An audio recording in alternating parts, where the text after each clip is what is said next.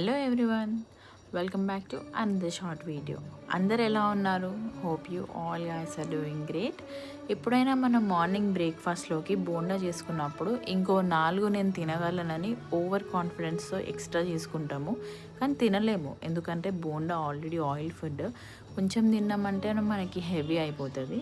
So అలాంటి టైంలో మీరు ఏం చేస్తారు? మ్యాక్సిమం అదే చట్నీతో మనం సాయంత్రం తినేస్తాము. కానీ డిఫరెంట్గా ఏమైనా స్నాక్ ఐటెం చేసుకొని తినాలనిపించినప్పుడు నాకు గుర్తుకొచ్చేదే ఈ మసాలా బోండా.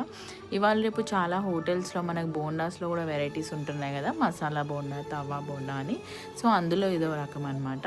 టేస్ట్ మాత్రం చాలా బాగుంటుంది. ఈవినింగ్ స్నాక్ టైంకి ఇది పర్ఫెక్ట్ అని చెప్తాను. ఇంగ్రీడియంట్స్ కోసం కామెంట్ చేయండి.